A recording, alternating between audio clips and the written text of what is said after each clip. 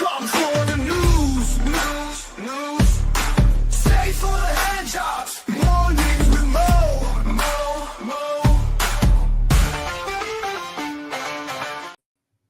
Hey, you guys, it is Mo from Mo in the Deep End. And right now we are waiting for President Trump to make some remarks about the tragic mid-air collision between a military helicopter and a passenger airline.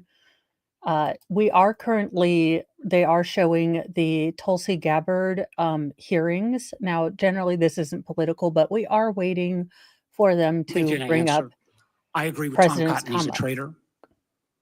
You, for years, until you got chosen by President Trump, have celebrated this guy as brave. Okay, Vice Chairman, if you make any more mouth noises, I will sue you for misophonia. Okay, phonia. The amount of mouth noises that man made. Can we get done with the hearing? I just want to hear about the, collision. Welcome, Pokemon. Brave. You've called for him to be pardoned, for his charges to be dropped. I cannot imagine a director of national intelligence that would say that kind of behavior is okay. How would we maintain the trust of the IC and the contractors who work for it? How would we maintain the trust of our Five Eye partners? I find it very troubling. Let me move to 702. I know other members are going to raise this. Remember, the 702 is critical to our national security. 60% of the president's daily brief, 60% of the information President Trump. Welcome, brokenhearted. Doing just fine, although heartbroken for the families who tragically lost, family members while they were waiting in the middle of the, arrivals, terminals. I can't imagine that. So as much as I love political kabuki theater, I wish they would get to the hearing quickly. Gets every day in a PDB will come from this. You've had a long history of opposing 702. Many members of Congress have. But one of the things you actually done that not many have is not to reform it, but you actually said you wanted to repeal it. But now, whether it's, confirmation conversion or whatever, you call 702 vital. And I'm quoting, this man's mouth noises directed into the microphone. I make a point after kind of feedback to not make like smacky noises in my mic because, well, they bother the hell out of me. This person, why is it the one time audio is good in a hearing, we get to hear this man messing with his dentures? Because of significant FISA reforms have been enacted since you left Congress. Ms. Gabbard, what are the reforms that have led you to now support 702? In the short time that I have, Senator, I will just note that my actions in legislation. Who the hell did her makeup? I mean, who the hell did her makeup? That is like 173,000 pounds of makeup. It looks very harsh. It looks very stern, which maybe that's what she's wanting to go through for. But it also looks very plasticky. And Pokemon, I have said it before, and I will say it again. We do not hate media / journalist enough. I have said that before, and I will say it again. And then the reporters sticking cameras in their faces as they realize their loved ones are gone. That would bother me incredibly. I mean, having walked through grief, it is an incredibly private, painful, soul-ripping thing. And then to have it on air with these people who just want to, for, the 11 o'clock round, have your pain make, clicks. It's incredibly jerky. In Congress were done to draw attention to the egregious civil liberties violations that were occurring at that time. Ms. Gabbard, I ask you a question. Please give me the courtesy of responding. You said the reforms now make you support it. What can you cite? Which reforms? There are a number of reforms to include in the new law, that all of you and your wisdom. Ms. Gabbard, my time is getting short. Then let her answer the MFing question, you giant douchebag. You asked her for specific reformations or, reforms. And when she was going to answer, you become a douche and say, I'm running out of time. Well, Maybe if you stop making out with the mic, you would have time to ask questions. Who knows? I am in a mood today, and people acting dumb in Congress. I don't know. Maybe it's a trigger for just about everyone. But I got to just tell you, after the reforms were passed into law in April of 24, you went on Joe Rogan's podcast in May. Not Joe The bill is Rogan. now law. And you said, quote, this bill took an already bad problem and made it many, many times Welcome, worse. Kim Farnham. I actually Again, remembered this time, in my mind, this is a question of judgment. but in true Mo form, I did have to think Barnum first. Not going to lie. 702 is critical. I appreciate this late conversion, but I'm not sure I buy it because you've had such a consistent position. Again, What a Sisyphean feat. They know that they're not going to be able to block her confirmation unless rhinos come out of nowhere. This is such political kabuki theater. Well, why don't you care about the people? Won't someone think of the children? Which includes ensuring the security of our nation's secrets. And I would work to make sure that we don't have any disclosures Has anyone checked out Widow's Peak back here? or vigilantes. Look, I'm not saying that he looks like a character straight out of a Bond villain movie, but he is staring daggers at her, wearing a lei, and has a widow's peak. To Mo sensibilities, that requires at least an investigation. I'm just saying. Taking it upon themselves. There are numerous legal paths that will protect this information for those who feel they have concerns. And I look forward to working with you and this committee on making sure that those protections are known by every single person in the workforce and am so effectively glad. implemented. And Yvonne, I am glad to repay the favor because so many streamers have gone unknowingly have helped me out during some really, really rough days. So I'm glad I'm able to pay that for Yvonne. And welcome, Christine. Let's hope this press conference begins quickly so I don't have to listen to Congress all day because I didn't do anything wrong. So you do not support allowing individuals. Oh my gosh, Miss Collins, can I say, as a former Republican and now politically homeless, could you just retire? You do nothing and you make us all look bad. Thank you. To make their own decisions without authorization to disclose secret information, classified Yes, information. and I believe we have the legal structure in place for those who have concerns to address them. As you know, there has been speculation in the press that you met with Hezbollah, a terrorist organization affiliated. I'm confused. Why is that a problem now? I thought we let them run through roughshod through our college campuses. I mean, also, can we take a good look at The Rock when they turn back to, Gabbard? Because I think The Rock is there to protect her from Eddie Munster grown up. With Iran. Have you ever knowingly met with any members, leaders, or affiliates of Hezbollah? No. Y'all, what I would not pay, and I know this would be shitposty and in poor taste, but what I would not pay for Tulsi Gabbard to say, yeah, I sold them some beepers. Anywhoozle, sorry.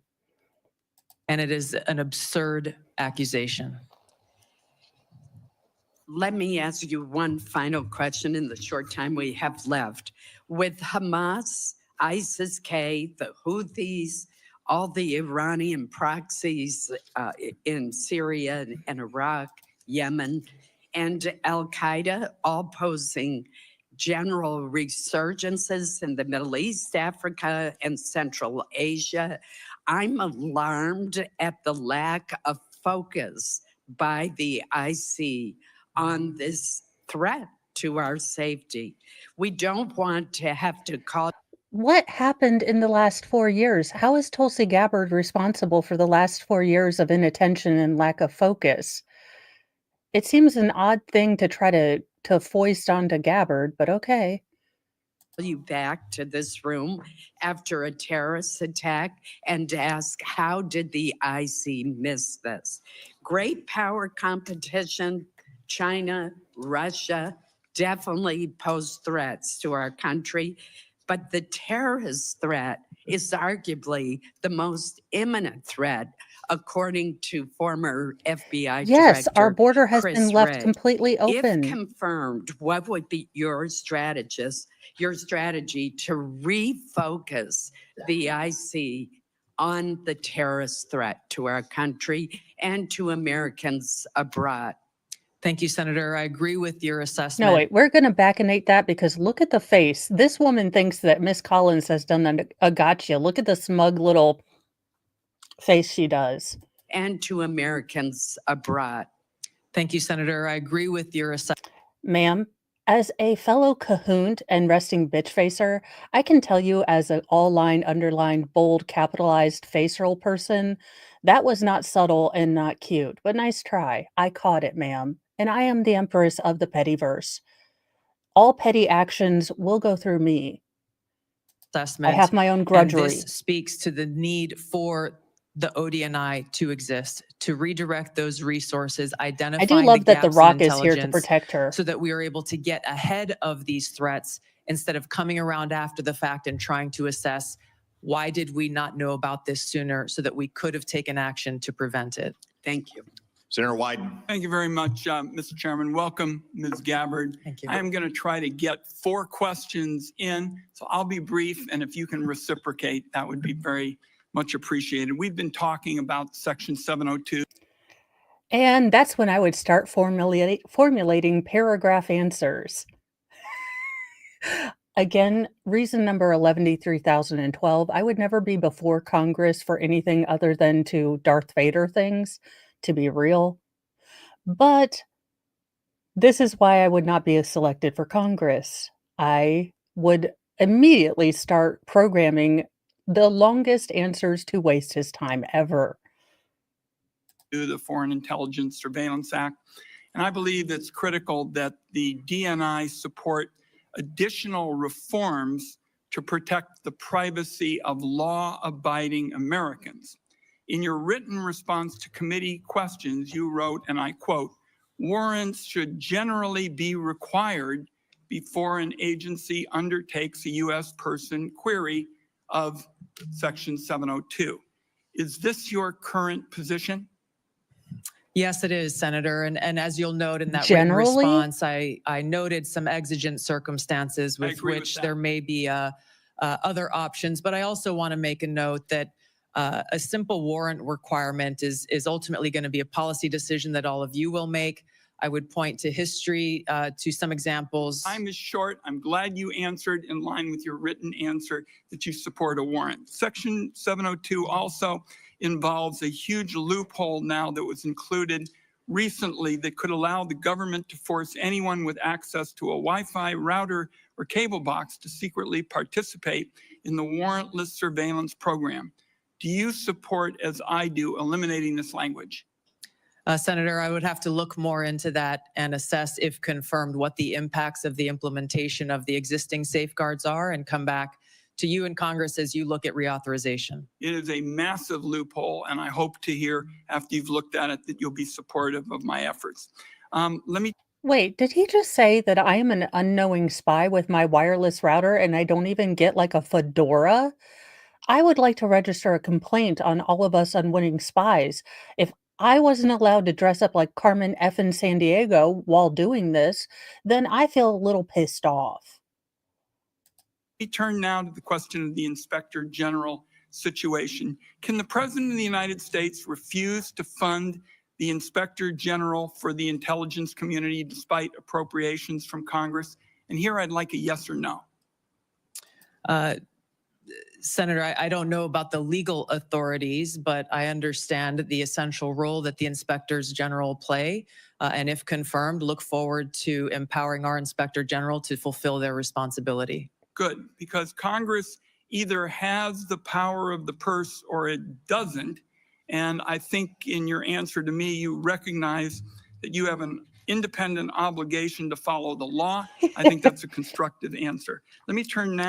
One of my neighbor's Wi-Fi name is FBI Van 37861.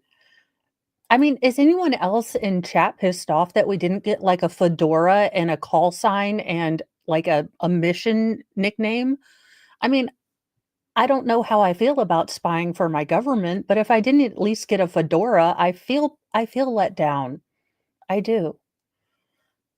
Also, now I want to dress up as Carmen Sandiego for no reason and just go to Walmart. I might film that. Gives me an idea and keeps me from eating Tide Pods. What can I do? Now to the matter of spying on journalists. You wrote in your response to the committee questions that you support the Biden administration Department of Justice's policy restricting the collection of reporters' records, and you called for the codification of those restrictions. Will you reconfirm that position this morning? I believe strongly in the First Amendment, which protects a free press. So you will, in effect, say that you will continue to support the Biden administration policy to protect journalists? I'm not familiar with the specific Biden administration policy, but I believe strongly in the defense of the First Amendment. It is a policy that restricts the collection of reporters' records, and you have called for the codification of those records. So I am going to accept that you're not changing your position, and I appreciate it. I've got time, I think, for one more question. While you were in Congress, you introduced legislation prohibiting the government from mandating that Americans' phones or apps include mechanisms to allow the government to bypass encryption or other privacy technology. In your written responses to the committee questions, you reconfirmed your opposition to these mandates. Is that still your position? Yes, these back doors lead down a dangerous path that can undermine Americans' Fourth Amendment rights and civil liberties. You are being very helpful by The fact that they were even put in the first place shows exactly how much freedom we have given up in the pursuit of safety. And safety of what? Let's be real. When has any of these safety people found any of these people before they did something? I mean, they're always like, look, they were on our list. We just need to get more information. You guys have terabytes upon reams upon giga-chad bytes of information, and yet you still couldn't stop one MFing attack. So confusez-moi and excusez-moi, but I'm a little bit tired. Again, I didn't get a Carmen Sandiego outfit to be my own spy. I didn't get a Goldfinger name, and I didn't get to make a cool mission like, Mega Thrust. So I'm about done with this government spying on me. I don't have anything fun. I wasn't paid in Sailor Moon booty. I mean, I'm about done with this whole unpaid spyery thing. moving so quickly. Let me turn to whistleblowers. You wrote in your response that whistleblowers must have clear, protected channels to report concerns, He including is the unauthorized doing real transmittal life of work. classified information to appropriate entities And such good as morning, members Flux. of Congress. Do you agree that IC whistleblowers must have a clear path to this committee and that they don't need permission from agencies to talk to us? That's a yes or no. Senator, the answer is clearly yes. I would like to state a few other actions I would take if confirmed as Director of National Intelligence is number one, make sure that we don't have illegal and unconstitutional programs within the intelligence community, making sure that we enact security clearance reform to limit access to our nation's top secrets, make sure. Here's the other little secret that they aren't telling you. Unless Congress moves or the president moves to have actual oversight bound by Congress, they can't do anything to these, three-letter agencies. They can ask for information, but it will be redacted. So unless real oversight, be it from Congress or the executive branch, I do think it would have to be the executive branch since all of these departments were sort of birthed from the executive branch. But Congress really has no mechanism by which they can make these three-letter agencies give them anything. You've seen it before in these hearings. They don't have to tell them anything. They can say it's redacted or for national security, we can't tell you. So while this is important that we are looking at the confirmations while we're waiting on this hearing, unless there are some fundamental changes with the intelligence community, there are still going to be people that are running roughshod because they have no checks and balances. So I don't know if that's actually going to be effectuated by anyone. Hopefully, Kash Patel, hopefully, President Trump can work on that. But even if we get Gabbard in, which I do believe we will, you are still going to have the problem that these agencies are unaccountable. They run themselves. There are no checks and balances. So that every single person in the workforce understands their rights as whistleblowers and the legal channels to take, which would include coming directly to you as members of Congress, as well as establishing a direct hotline to myself, should they choose to take that path. One last question, if I might. Would you support the declassification of the committee's full report on the CIA's torture program? Senator, I believe in transparency. I have not seen this, and so cannot make an honest assessment for that answer. Thank you, Mr. Chairman. Senator Cornyn. Welcome, Ms. Gabbard. Congratulations and thank you for your service to our nation. I hope you will take to heart the chairman's comments about the exploding bureaucracy, not only in the government generally, but in the office of the Director of National Intelligence. This is a critical role to be played, but unfortunately, that role is not made easier or more effective by such a large, unwieldy bureaucracy.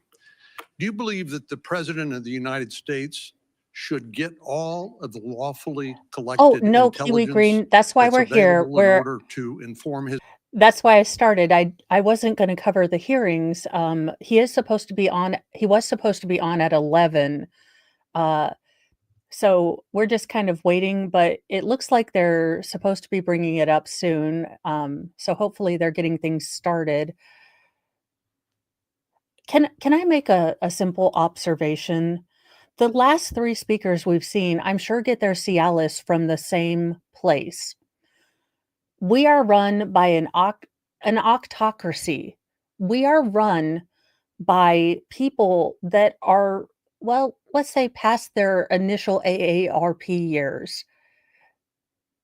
I implore you, baby boomers, you did a lot. You did great. But Gen Xers were mean, we're mad, we're full of rage, and we'd love to take over the reins. So if you would kindly let your, brittle, shaky fingers off the reins of power so that the people that are, going to be in the future could start running it.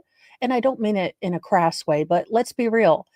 I mean, the boomers have not let Gen Z come forward the way they went forward. So we have a state of arrested development for everyone from Gen X to millennials. So can we please, for the love of all that is Cheetos, get people out that, have to use just for men? His judgments as Commander-in-Chief? Senator, not only is the answer a strong yes, I would say that it is the Director of National Intelligence responsibility to make sure that the president has access to all the intelligence so that he can make the best informed decisions for our country. And you will be the one actually briefing him on a daily basis, correct? That's correct. And the president's daily brief, and we've heard that that is composed of about 60% of it's composed of information gleaned by collection under Section 702 of the Foreign Intelligence Surveillance Act. I've heard your comments to Senator Wyden and others. You and I talked about the importance of getting dissenting views in front of the president so that we don't have groupthink, which can be very dangerous, particularly in the intelligence collection areas. And I appreciate your agreeing that presenting the policymakers, including the president, with dissenting views is very important. Are you aware that overwhelmingly the courts that have looked at a challenge to Section 702 based on the Fourth Amendment and any potential warrant requirement have overwhelmingly said that the Fourth Amendment is not implicated by search of lawfully collected intelligence? I am aware, yes, Senator. And do you disagree with that? What I began to say in answer to Senator Wyden's previous question on I disagree with it because every time we sacrifice just a little bit of our freedom, take just a little bite out of the Constitution or our rights to secure safety, which is basically the, gift of the Magi, the sort of, bargain we made to, have the Patriot and everything. Oh, he is on now? Awesome. Thank you. On this issue is number one, the All right, let me pull back just a little bit. All right, we are here. Thank you so much, Kiwi Green. Oh, I didn't push You play. become aware of the links between the Kawan brothers and the Syrian Social Nationalist Party? Senator, thank you for your question. Just a point of clarification. I paid for my own expenses and travel on that trip. I was not aware of any accusations of these two Lebanese Americans associations until after the trip occurred. And that's when you reimbursed? Correct. Because Correct. Because Not because of, I wanted to make sure that there were no perceived conflicts of interest. I addressed this specific question to these Lebanese Americans who had organized the trip, and they vehemently denied any associations with that group. All right, so I do want to take you live inside the White House briefing room as we just received the 2-minute warning for President Trump. You can see that he's walking into the briefing room right now to discuss the D.C. plane collision. Let's listen in. Oh, I'd it like looks to like request a moment of silence for the victims and their families, please.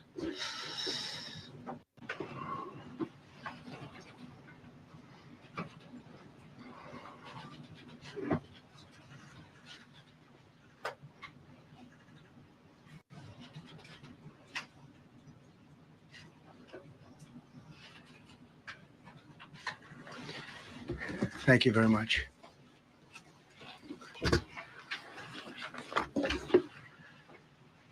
I speak to you this morning in an hour of anguish for our nation.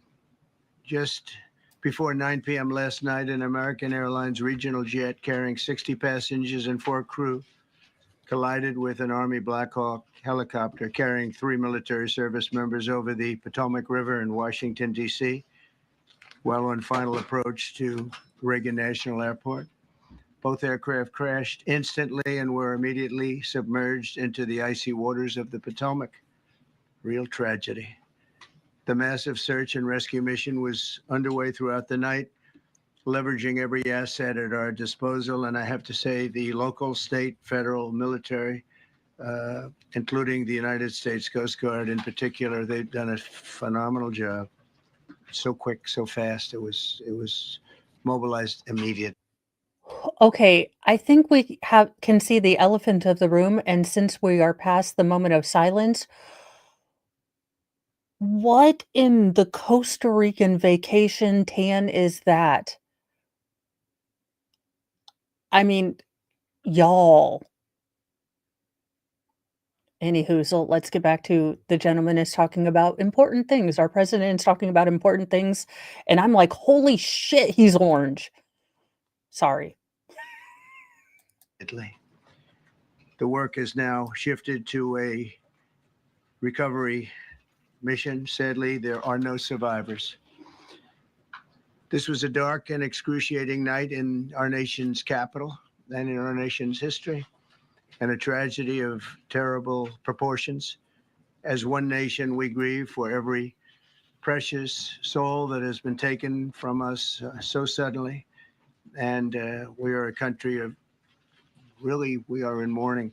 This is really shaken a lot of people, including people very sadly from other nations who were on the flight. For the family members back in Wichita, Kansas, here in Washington, D.C., and throughout the United States and in Russia, we have a Russia contingent of very talented people. Unfortunately, were on that plane. Very, very, very sorry about that. Whose loved ones were aboard the passenger jet. We can only begin to imagine the agony that you're all feeling. Nothing worse. On behalf of the First Lady, myself, and 340 million Americans, our hearts are shattered alongside yours, and our prayers are with you now. I'm going to pause, but doesn't it feel good? I mean, regardless of how you feel about our current president, to have a president that comes out the same day. Yes, the press conference is what, 30 minutes late, but by goodness, we have a president that shows up the same day for a freaking, emergency. This is I can honestly tell you this is comforting. This is comforting that we have a voice from our federal government, and I don't know about you, but I felt for 4 years we didn't. So, having a president, regardless if I agree with everything he said, just coming out and being a voice and disseminating information. It looks like he has, Hegseth there to talk about the military portion of this. But I can say, doggone it, it feels good to feel like we have some responsiveness back in the federal government. And in the days to come, we'll be working very, very diligently in the days to come. We're here for you to wipe away the tears and to offer you our devotion, our love, and our support. There's great support. In moments like this, the differences between Americans fade to nothing compared to the bonds of affection and loyalty that unite us all, both as Americans and even as nations. We are one family, and today we are all heartbroken. We're all searching for answers. That icy Potomac, it was a cold, cold night, cold water. We're all overcome with the grief for many who have so tragically perished, will no longer be with us. Together we take solace in the knowledge that their journey ended not in the cold waters of the Potomac, but in the warm embrace of a loving God. We do not know what led to this crash, but we have some very strong opinions and ideas, and I think we'll probably state those opinions now. Because over the years I've watched as things like this happen, and they say, well, we're always investigating, and then the investigation 3 years later, they announce it. We think we have some pretty good ideas, but we'll find out how this disaster occurred, and we'll ensure that nothing like this ever happens again. The FAA and the NTSB and the U.S. military will be carrying out a systematic and comprehensive investigation. Our new Secretary of Transportation, Sean Duffy, his second day on the job when that happened. It's a rough one. We'll be working tirelessly. He's a great gentleman. The whole group these are great people, and they are working tirelessly to figure out exactly what happened. We will state certain opinions, however. I'm also immediately appointing an acting commissioner to the FAA, Christopher Rocheleau, a 22-year veteran of the agency, highly respected. Christopher, thank you very much. Appreciate it. We must have only the highest standards for those who work in our aviation system. I changed the Obama standards. Okay, here's my only issue with Patrick Sean Duffy, because I just pulled up his Wikipedia. I do understand Wikipedia is not always accurate, but he has no transportation experience. He was an American politician, lawyer, and former reality television personality.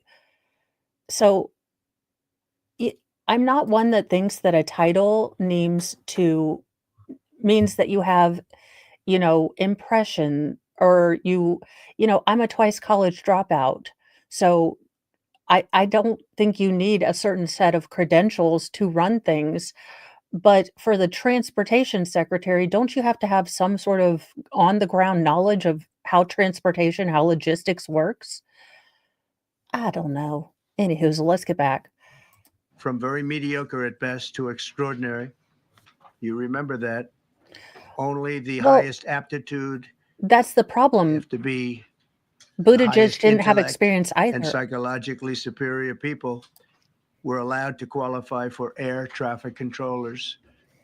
That was not so prior to getting there. When I arrived in 2016, I made that change very early on because I always felt this was a job that, and other jobs too, but this was a job that had to be superior intelligence. And we didn't really have that, and we had it. And then when I left office and Biden took over, he changed them back to lower than ever before.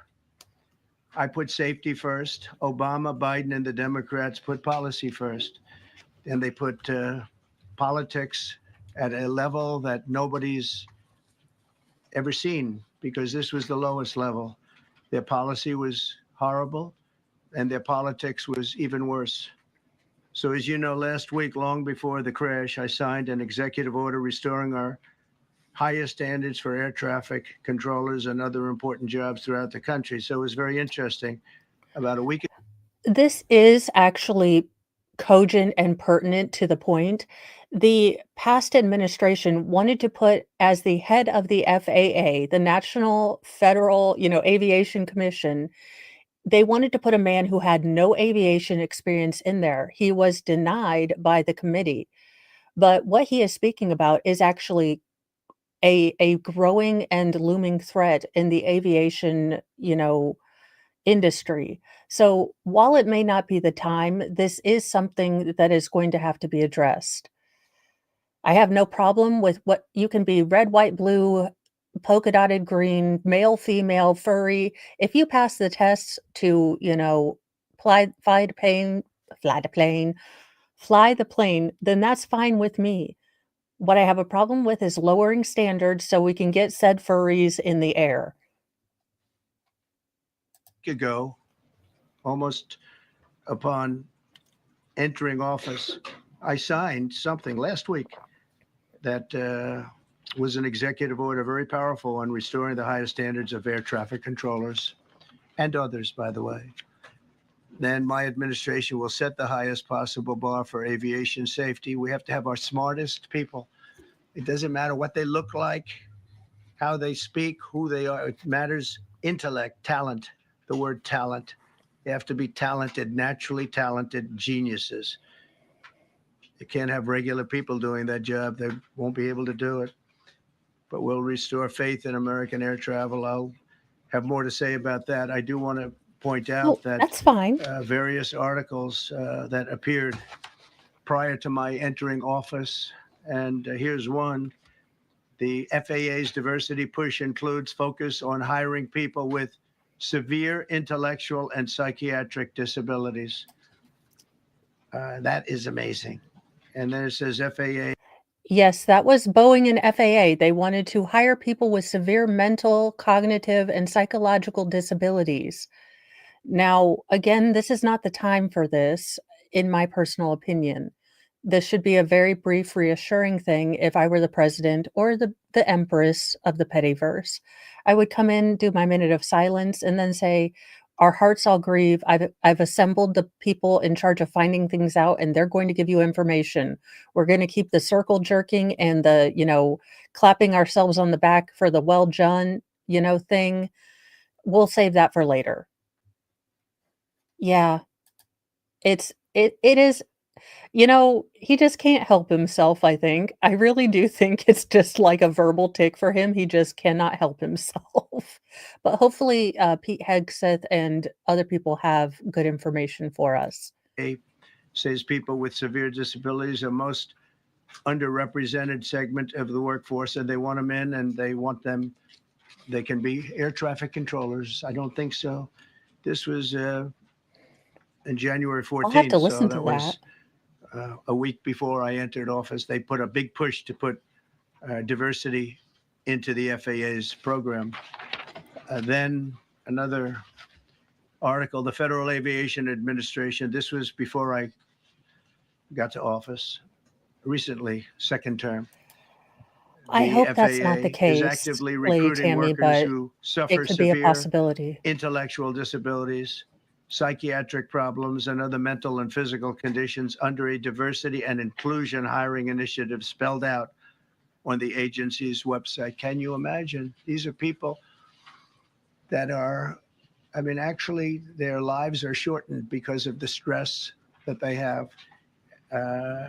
Brilliant people have to be in those positions, and their lives are actually shortened, very substantially shortened, because of the stress, where you have many, many planes coming into one target, and you need a very special talent and a very special genius to be able to do it.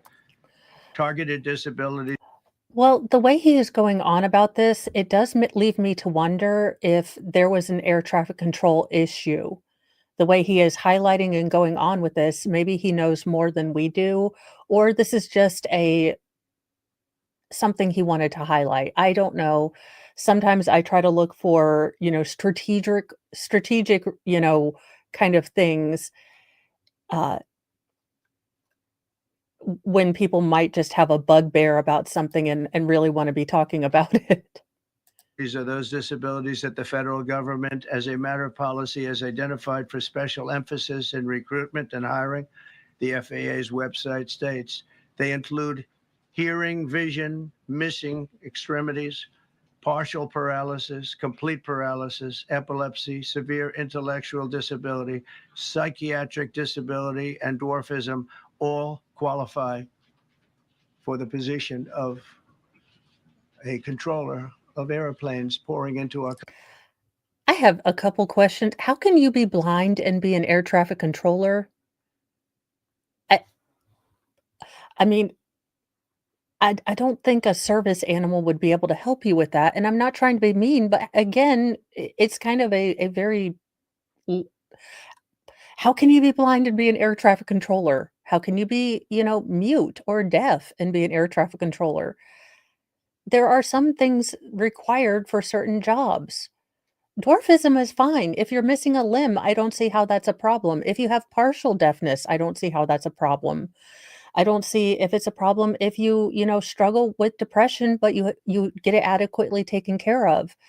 I do have an issue with freaking blindness though, and severe mental disability. Country pouring into a little spot, a little dot on the map, a little runway.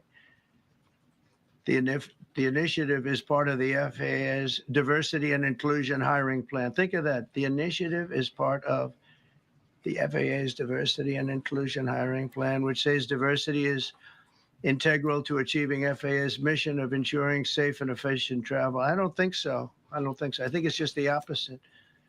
The FAA website shows that the agency's guidance on diversity hiring were last updated on March 23rd of 22. They wanted to make it even more so.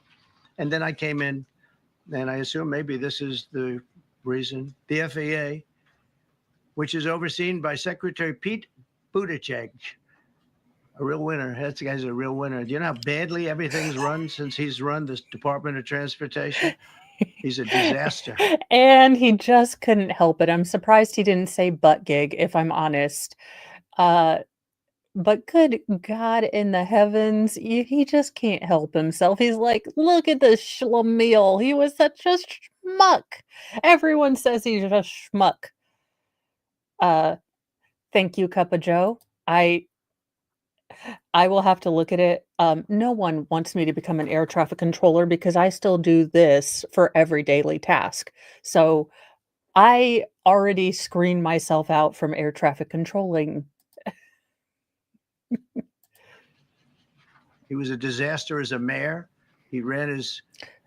Okay, also, as a native Hoosier, I can tell you, yes, as a Southport mayor or as the mayor, he sucked out loud. South Bend, sorry, as South Bend mayor, he sucked out loud. None of the police officers wanted to work with him. He was awful. Can confirm from a real Hoosier. Oh, what did I do? Okay, where did the sound go?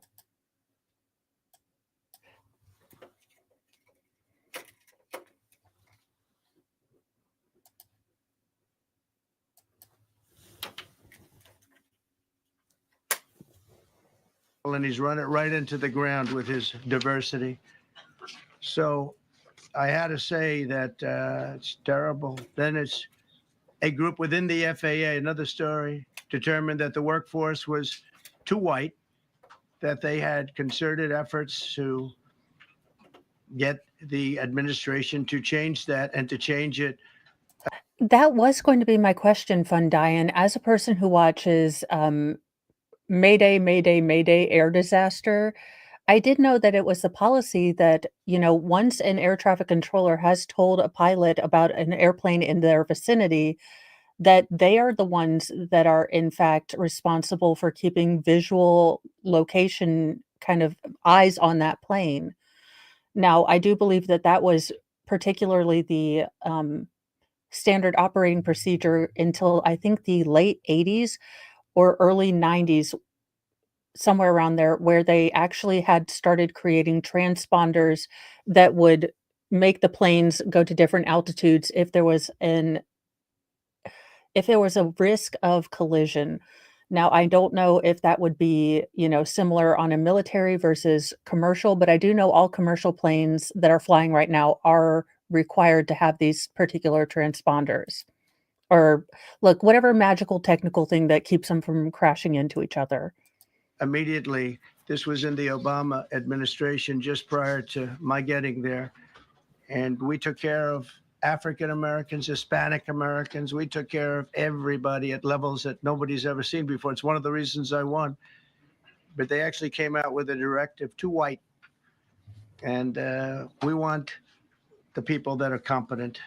But now we mourn and we pray and would like to ask all Americans to join me in a moment of silence as we ask God to watch over those who have lost their lives and bring comfort to the loved ones. And I just want to say God bless everyone in this room. This has been a terrible, very short period of time. We'll get to the bottom of it. So we all saw the same thing. We've seen it many times. I've had the honor of hearing tapes. Tapes are scary, very scary tapes.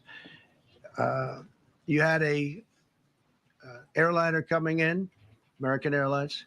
He was doing everything right. He was on track. He was the same track as everybody else. They came in. It's probably the same track as they've had for 25 years or more. He's coming in the path. And for I believe he was talking about the flight recorder tapes. There are 2 sets of tapes. There is the cockpit recording and then the tool, basically the mechanics report portion. So he is probably correct that they are probably, if they've found the black boxes, they are trying to get all the data off of them. But yes, the data recordings are harrowing sometimes. Again, I don't know why I like watching all the plane crash videos, mostly because I'm never going to fly again.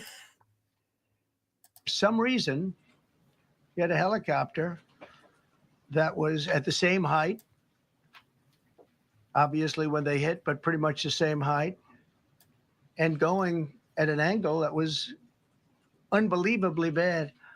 When the air traffic controller I don't know if said, they "Do you have yet. see?" He was talking about, "Do you see him?" But there was very little time left when that was stated. And then also he said, "Follow him in." And then Oh, thank you, almost Lady immediately Tammy. after that, seconds after that, there was the crash that took place. Well, you follow him in. That means like everything's fine. Follow him in. You had a pilot problem from the standpoint of the helicopter. I mean, because it was visual. It was a very clear night. It was cold, but clear, and clear as you could be.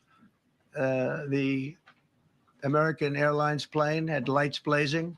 They had all of their landing lights on. I could see it from the Kennedy Center tape. We had a tape up on the Kennedy Center.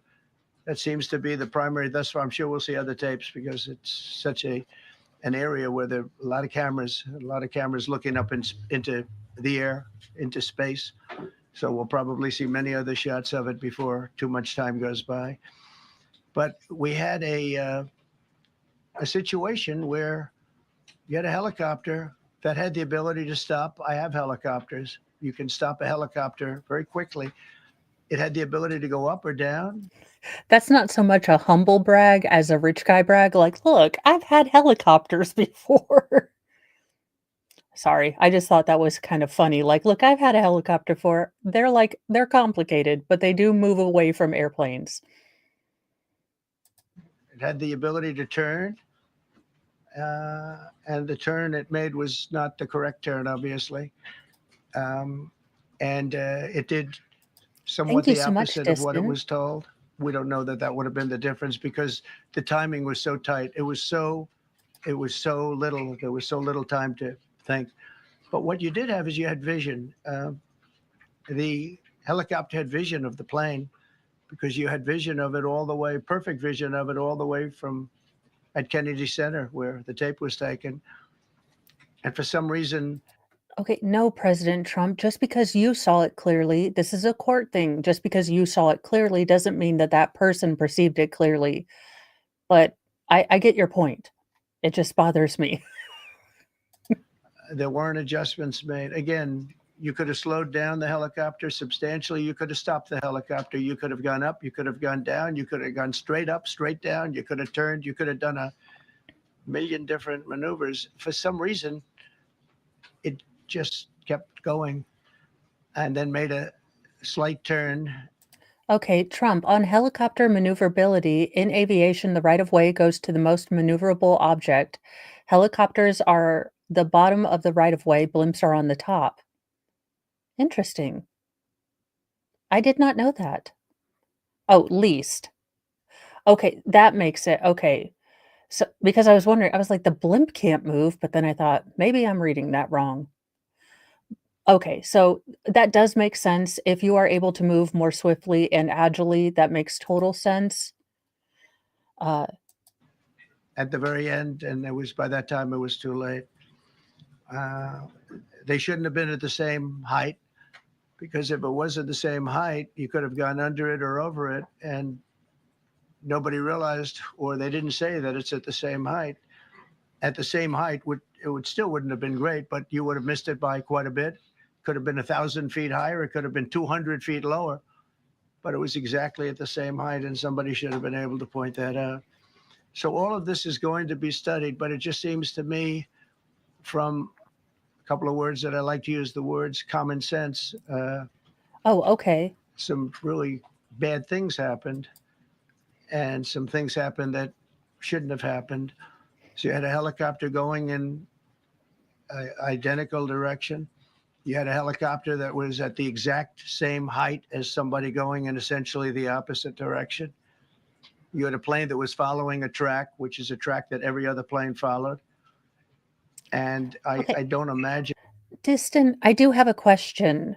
Now, isn't airspace close to an airport, isn't that considered protected? Aren't, non, I guess, essential aircrafts that are either landing or taking off at an airport, aren't they prohibited from entering that airspace? So shouldn't have the Black Hawk not even been anywhere near that? I know it's a rando question, but I figured maybe you would know. I know I've heard today that they might have been following the preceding plane, which was pretty close, but not that close, the preceding plane. But you wouldn't have even been able to see that because of the direction that the helicopter was coming in at. So you had a confluence of bad decisions that were made, and you have people that lost their lives, violently lost their lives. We're going to take a few. Okay, we didn't need to put violently. I'm sure we all figured that, dying in a plane crash would not be a peaceful way to go. Trump, your tack today is a little off. Questions. I'd like to ask our new Secretary of Transportation to say a few words. Sean Duffy, great gentleman, just started. It's not your fault, and I know you agree with me very strongly on intellect and Thank you, even Distin. psychological I did not know well-being that. of the air traffic control. It's such an important position, and I think I can't emphasize stronger. I changed it when I first ran in 2016. I changed it. We had the highest standard that you could have, and then they changed it back. That was Biden, to a standard I read it to you. That was from one of your papers. One of the people in this room actually wrote that. And then I changed it back a few days ago. And unfortunately, that was, we'll see. We don't know that necessarily it's even the controller's fault. But one thing we do know, there was a lot of vision and people should have been able to see. Okay. I don't like the way he's throwing, because he is deeply implying that this was a air traffic controller issue.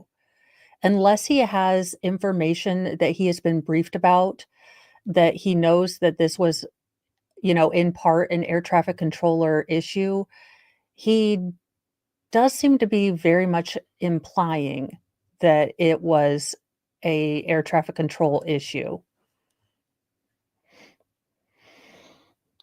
That, at what point do you stop? At what point do you say, wow, that plane's getting a little bit close? So this is a tragedy that should not have happened. Please, sir. Thank you, Mr. President. And I would just note the president's leadership has been remarkable during this crisis. We've had a whole of government response, local, state, federal. And when you see that kind of cooperation, it begins with the leadership in this body. So thank you for that, Mr. President. You make our jobs a lot easier. You made an important point that when we deal with safety, we can only accept the best and the brightest in positions of safety that impact. Oh, hell no. Oh, hell no, Patrick Duffy, Sean Duffy. If you come up here and start talking about DEI instead of telling us what the actual flippiting flapjack actually happened to these planes, I'm going to start day drinking. Well, no, I'm not, because I have to pick up my boys. But I will be deeply and sorely tempted, damn it. The lives of our loved ones, our family members. And I think you make a really important point on that, Mr. President. That is the motto of your presidency, the best and the brightest, the most intelligent coming into these spaces. I want to take a moment and extend my condolences to the families of the loved ones. We commit to them that we are going to get to the bottom of this investigation, not in 3 years, not in 4 years, but as quickly as possible, with the NTSB, who is here today, as well as the FAA. What happened yesterday shouldn't have happened. It should not have happened. And when Americans take off in airplanes, they should expect to land at their destination. That didn't happen yesterday. That's not acceptable. And so we will not accept excuses. We will not accept passing the buck. We are going to take. Okay, Mr. Duffy, you're growing on me. Your first bit was a little bit kiss butt, clap the hand on the back. But these words I have not heard from a politician in a very long time. This is unacceptable and it shouldn't have happened. Interesting. Responsibility at the Department of Transportation and the FAA to make sure we have the reforms that have been dictated by President Trump in place to make sure that these mistakes do not happen again. And again, I want to thank you for your leadership, Mr. President, and I appreciate the confidence you placed in me. Thank you. Pete, would you like to say something? Well, thank you, Mr. President.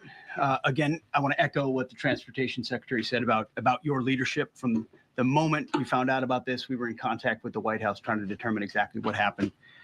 I would echo it as well. No excuses. We're going to get to the bottom of this. We first and foremost, from the Defense Department, want to pass our condolences to the 64 souls and their families that were affected by this. Never should happen.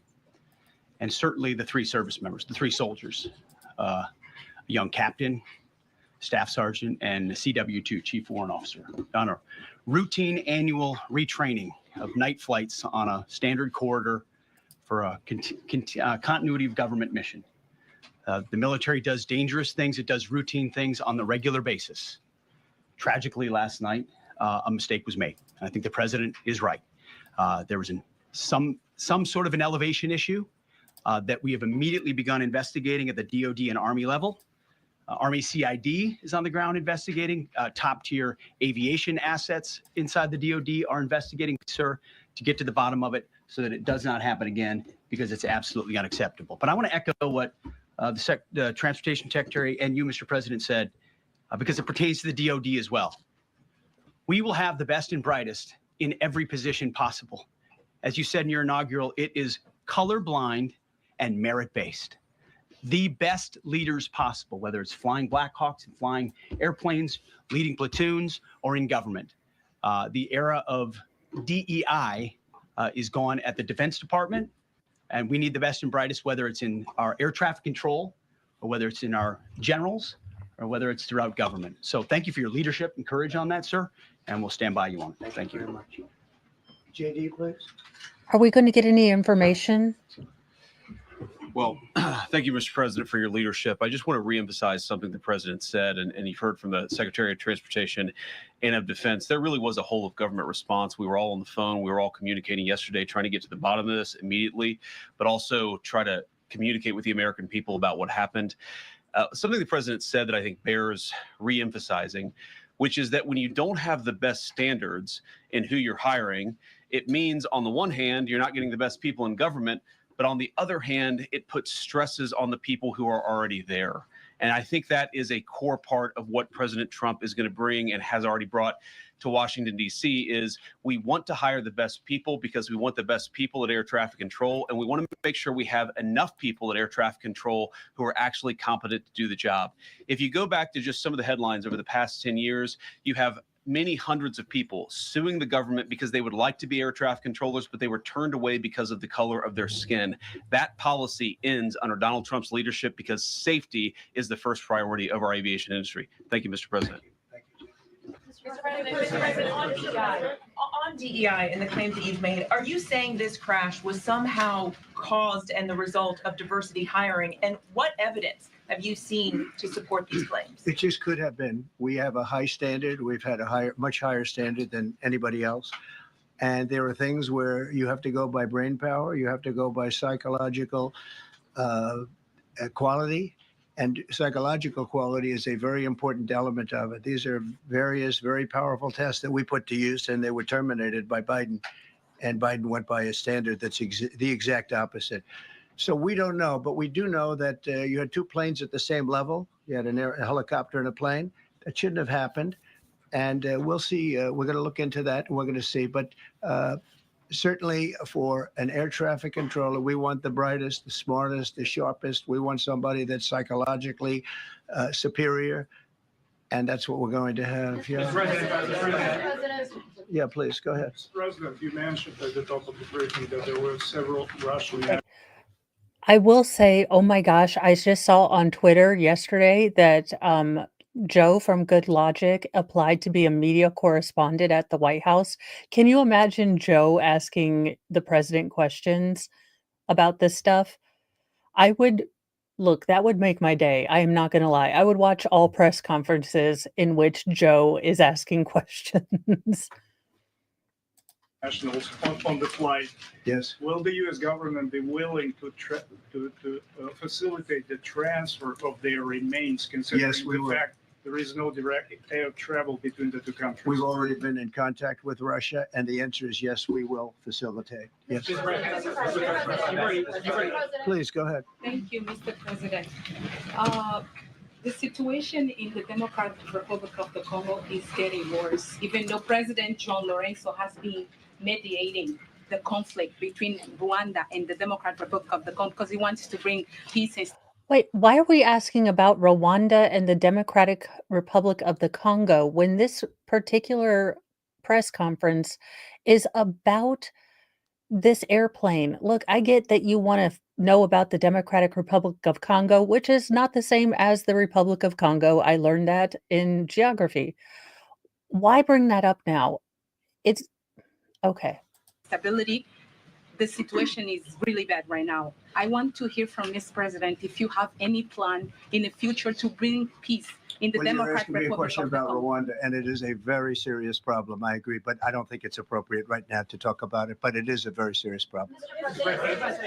Thank you, President Trump. Although, for the love of Cheetos and all that is holy, allow me to do your foundation because they got your ear right here. I mean, who? This man has a golden toilet and he doesn't have a better makeup artist.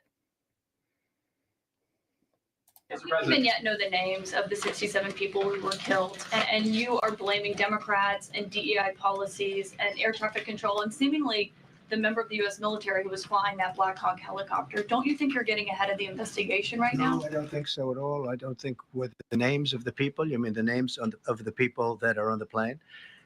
You think that's going to make a difference? Does it comfort their families They to are hear you a blaming group of DEI people that have policies? lost their lives. If you want a list of the names, we can give you that. We'll be giving that very soon. We're in coordination with American Airlines. We're in coordination very strongly, obviously, with the military. But I think that's not a very smart question. But are you I'm blaming, surprised coming from are you. you blaming your Please, Thank you. please. Thank you, President Trump. Thank you for being here. Based on your analysis so far, do you have a sense of who is at fault? If it was the plane, the helicopter, air traffic control, and can you assure people that it is safe to fly in and out of DC? Well, I've given you the analysis, and the analysis was based on vision. You had a lot of people that saw what was happening. You had some people that knew what was happening. There was some warnings, but the warnings were given very, very late. Those warnings were given very late. It was almost as they were given a few seconds later, there was the crash. It should have been brought up earlier.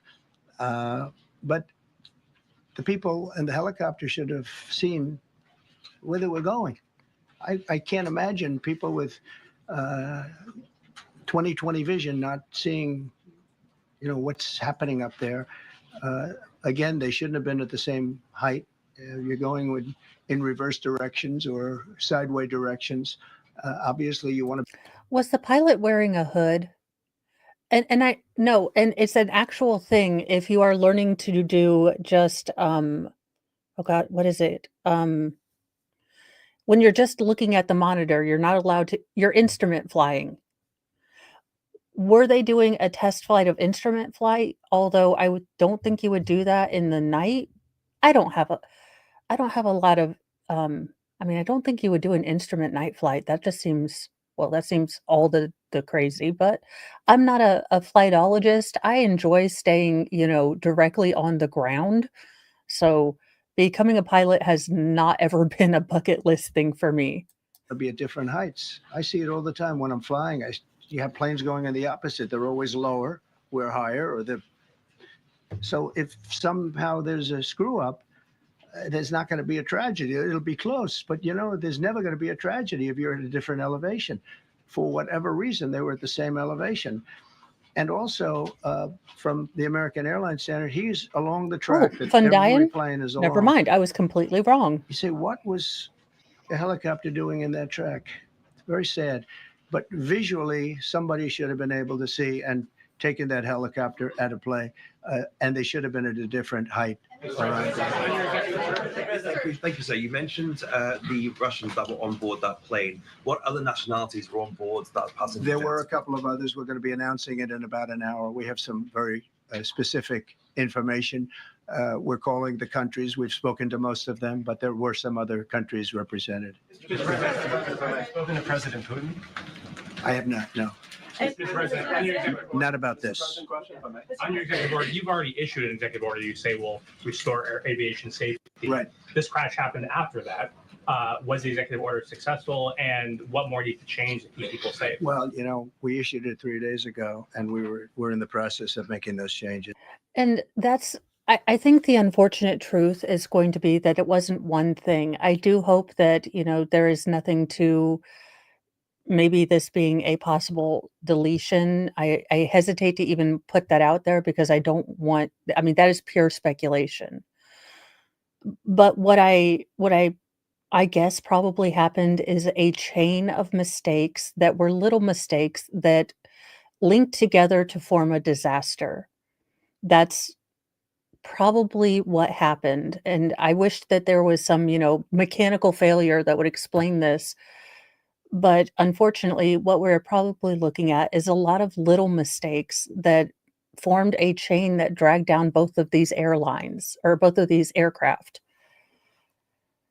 It really, and I do have a story about the returning or the figure skaters that were lost, pulled up after the hearing is done or after the press conference is done. I'll read that to you guys. In aviation, they call it the Swiss cheese model. All the holes in each slice are of the safety procedures lined up. This is something that should have been done a long time ago. Actually, my original order should have never been changed, and I think maybe you wouldn't have had this problem. Maybe. Yeah, please, go ahead. Yes, thank you. We see like everyday life that very often those diversity hires cause sometimes issues, as you just mentioned. So what plan do you have? Are we going to see some fire? Are you going to fire some of those diversity hire in the federal government? What's plan do you have? I would say the answer is yes. If we find that people aren't mentally competent, you see the language. The language is put out by them. And if you see that, I'm not going to bore you by reading it again, but these are not people that should be doing this particular job. They'd be very good for certain jobs, but not people that should be doing this particular job. Mr. President, you have today blamed the diversity elements, but then told us that you weren't sure that the controllers made any mistake. We then said perhaps the helicopter pilots were the ones who made the mistake. It's all under investigation. I understand that. That's why I'm trying to figure out how you can come to the conclusion right now that diversity had something to do with this crash. Because I have common sense, okay? And unfortunately, a lot of people don't. We want brilliant people doing this. That's not an answer.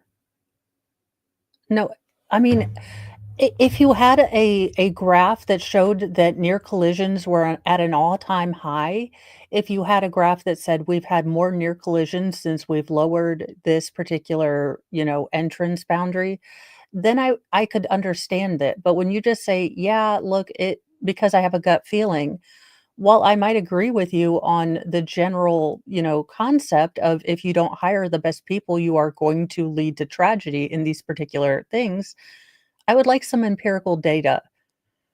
That's all I would like. I would like some receipts. This is a major chess game at the highest level. When you have 60 planes coming in during a short period of time, and they're all coming in different directions, and you're dealing with very high-level computer work and very complex computers. And one of the other things I will tell you is that the systems that were built, I was going to rebuild the entire system, and then we had an election that didn't turn out the way it should have. But they didn't build the systems properly. They spent a lot of money renovating a system, spending much more money than they would have spent if they bought a new system for air traffic controllers, meaning the computerized systems.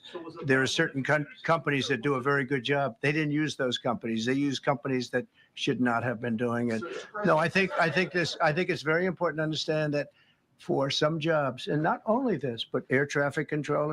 Okay, so I'm going to have to look into that and see if they upgraded the system or simply refurbished it.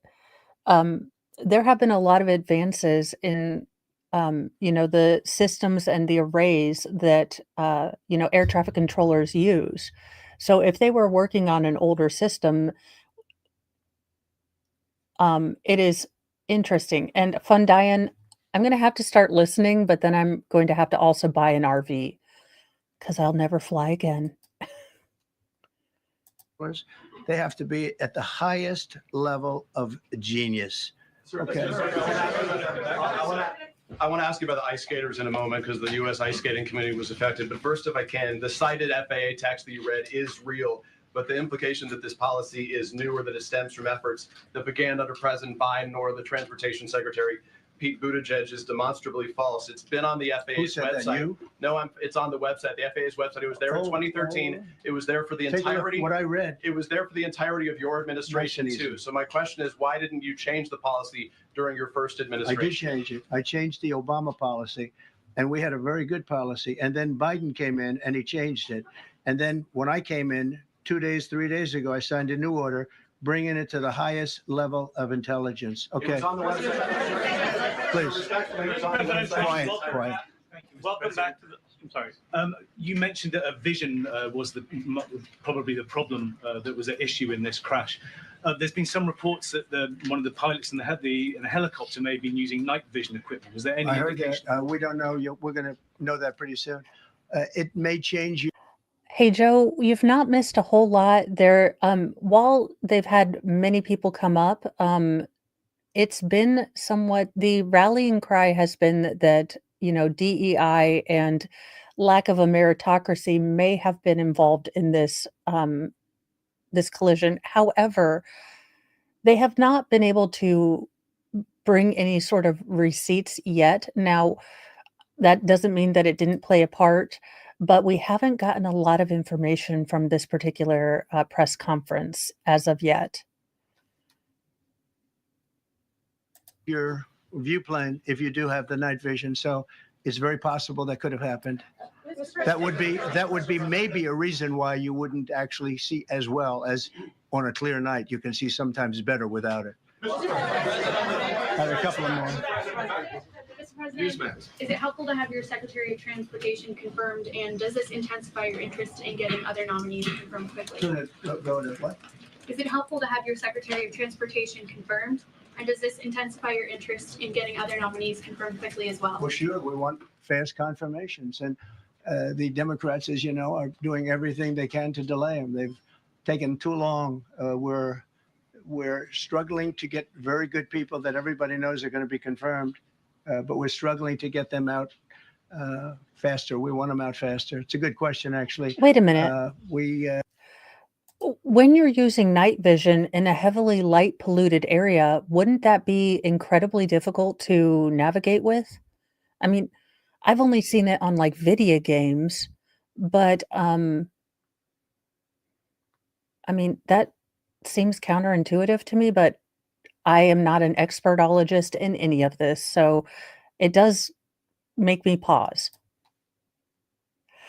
Yeah, Fundian, now let's see. I know that the international aviation language is English, but I don't know if that has changed. I do know that it was the universal sort of aviation language. However, I am not sure if that is still the case. And Flux, thank you for letting me know. Plus, with night vision goggles, you have zero side vision. Yeah, that's a big thing. And again, if you were a seasoned pilot, I guess that would be kind of a risk limiter going into a highly densely populated and highly, flown airspace. But interesting. We've been pushing Sean. Everyone knows Sean for a long time. He got many, many Democrat votes, but they want to take as long as they can. They ask questions you, like some Fundian. of the questions that Peter would ask that were totally irrelevant and not very good questions, but they want to just keep it going. They want to keep it going as He long as just possible. cannot I flip was and very help himself. honored, actually, that you got so many Democrat votes. That was really good. That was really good. Mo 635, your run-on sentences are still aloft, clear for landing on runway 3. Please stop doing a loop-de-loops with your dangling participles. Do you copy? Again, as the Red Baron of grammar, I see your landing clearance and I continue to run on sentence. When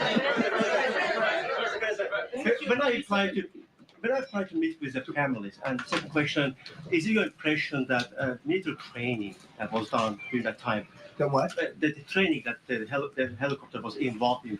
Is it anything you can tell us about You that? don't know. These are the things that will come up with the investigation. You don't know, but the helicopter obviously was in the wrong place at the wrong time, and a tragedy occurred. Please.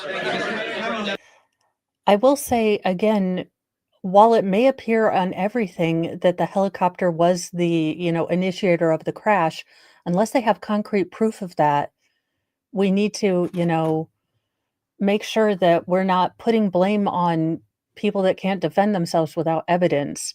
Everyone is presumed innocent until proven guilty, even when it's a crash. So hopefully, him kind of saying all these things doesn't sort of impact the investigators into picking a narrative. Now, I'm not saying that the helicopter wasn't at fault. What I am saying is that, he needs to be very, very careful to not implicate people if he doesn't have direct knowledge. Thank you, Mr. President. I've got a question about the. No, go ahead, please. Thank you, Mr. President. You've It is a been very good critical question. of the current regulations, and you've called for big reforms at FAA. I'm curious, sir, Well, I made the reforms actually what is your message? 3 days ago. I True made it. fun, What is Diane. your message I'm then just to the American public trying to in the make weeks sure and we all months ahead? have all Should the they facts. feel hesitant to fly?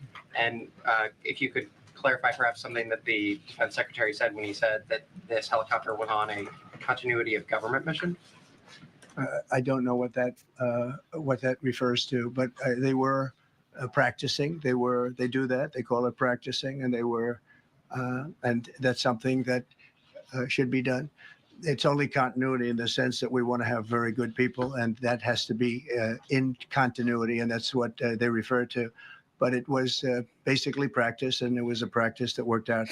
You and very, me very both, badly. Bobby Baloney. On his question, the first question, should people be hesitant to fly right now? No, not at all. I've not hesitate to fly. This is something that it's been many years that something like this has happened, and You guys, I get it. The helicopter shouldn't have been there. I worry about placing blame prematurely until we know the reason he was in that area. If he was told by air traffic controllers that it was completely clear, then I don't know. I'm worried that we're already blaming the helicopter pilot. Who knows?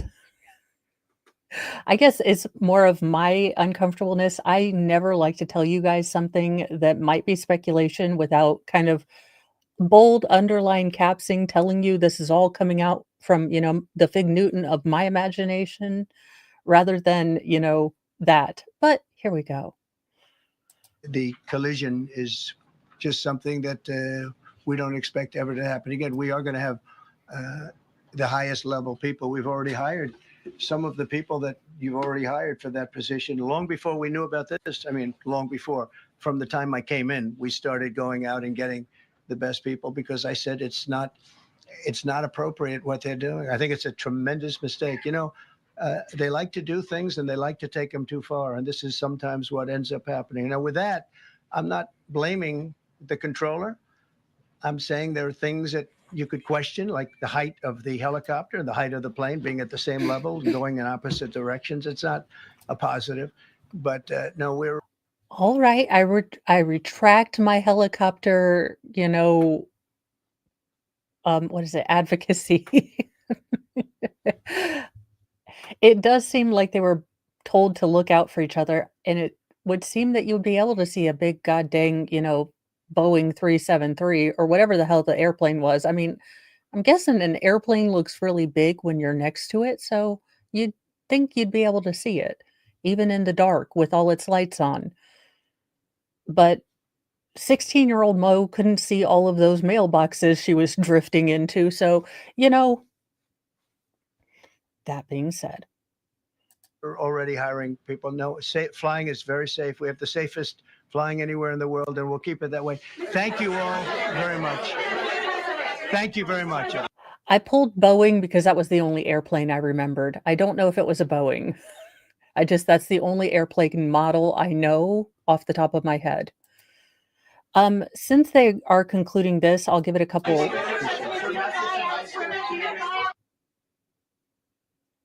Well, they're showing will it come now. up with the investigation. You don't know, but the helicopter.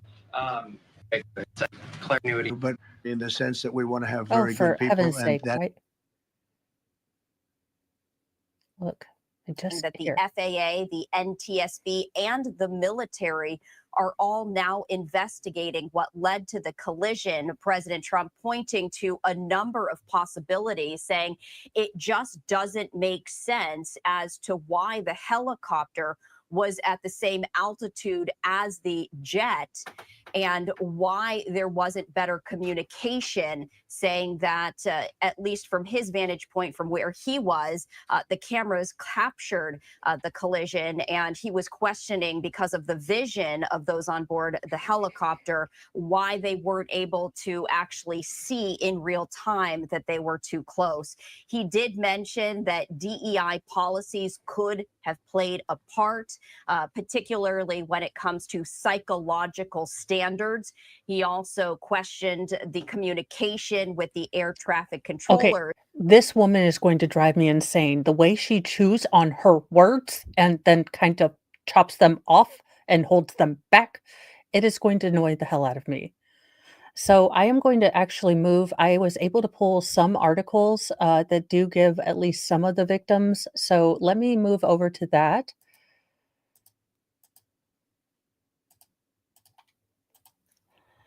All right, so the first story, at least for some of the victims, is that at least 14 members of the U.S. figure skating team were on the American Airlines crash that crashed in D.C. At least 14 members of the U.S. figure skating team were on the American Airlines flight that collided midair with a military helicopter over Washington, D.C. Wednesday night, a skating official said. 6 members of the U.S. figure skating team on the doomed flight were affiliated with the Skate Club of Boston. The club's CEO and executive director, Doug Zegbee, said to WCVB.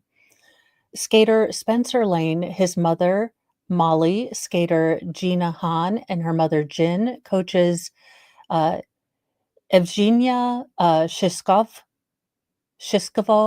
and Vadim Navom were all aboard the plane. Skating is very close and a tight-knit community. These kids and their parents, they were at our skating facility in Norwood 6, sometimes 7 days a week. It's a close, tight bond. And I think for all of us, we have lost family. Now, if you guys will allow me to, let me see if I can find any video of them skating, because I think that would be a great way to honor them if we could find any sort of skating videos that they had done, to get to remember them as the awesome athletes that they were. Okay, Spencer Lane. Figure skating. Now, I don't know if these are Olympics things. I don't know that I'll be. Okay, let's see if I can.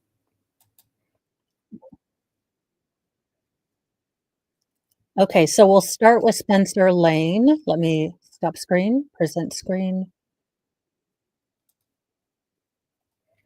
So this is one of the people that lost their lives, but I figured why not celebrate them by watching their practices unless I get copyright struck.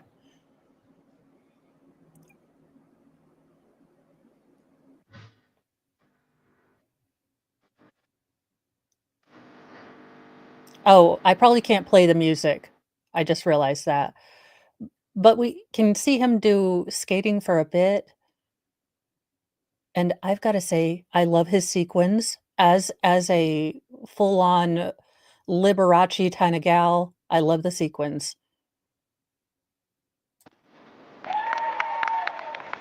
Yes, he is one of the victims. This is Spencer Lane. His mother was also with him on the plane. Now let me see if I can find the other skater.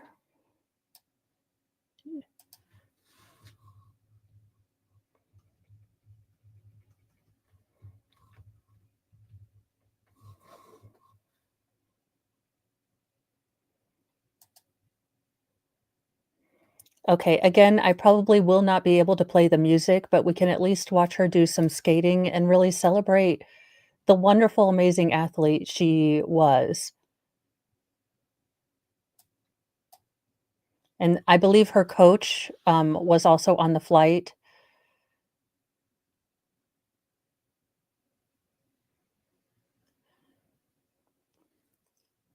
Yes, the woman who's skating right now is one of the victims.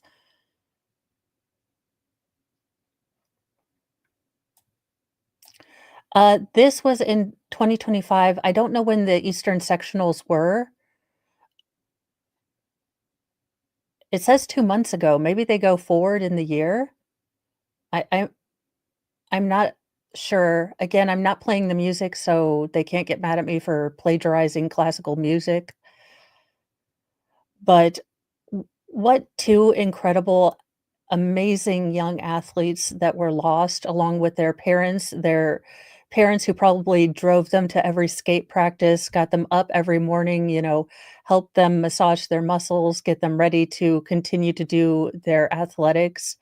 So, what an incredible loss for the athletic community, for the human community, for their family and friends. And just because I don't show other skating videos, every single victim was a precious person that was lost.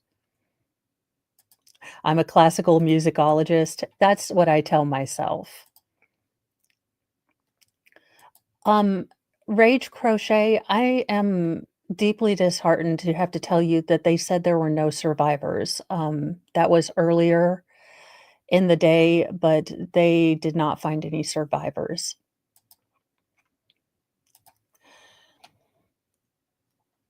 Skating is a very close, tight-knit community. These kids and their parents were here at our skating facility in Norwood 6, sometimes 7 days a week. It's a close, tight bond, and I think for all of us, we've lost family. Zegbee described Spencer, the young gentleman, as a highly talented kid who was rocketing to the top of the sport, while Jenna he remembered as a wonderful kid, great athlete, and great competitor. He said both of their mothers were role model parents dedicated to their children's sports. There were no survivors from the crash, which involved American Airlines plane carrying 60 passengers plus 4 crew members, and the military helicopter that had 3 soldiers on board, officials said Thursday. Now, Shivsaska and Navum had one, and I'm probably butchering their names, and I sincerely apologize, had won the pairs title in the 1994 World Champions. So let me see if I can pull that up. As I do. All right, let's see. Now I'm going to mess up these names, so let me do a last name. Okay. All right, so let's see if we can get some of their skating together. And stop screen, present screen, share screen. These are the 2 coaches that were unfortunately lost as well, and this is them skating their pairs routine in 1994. And now I really want some bratwurst. I am not gonna lie. I'm full Oktoberfest now.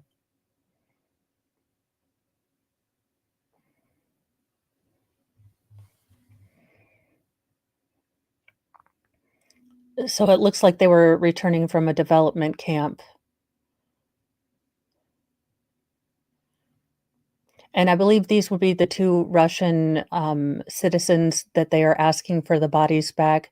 It does look like the government has been in contact with Russia and will be able to get their bodies back. Yes, they are gone as well. Get their bodies back to take back to their families. But, I mean, just incredible grace and talent. I always wanted to be a figure skater, but I can't even walk on, well, my regular feet and dry land. So that was kind of, out for me as a particular career option.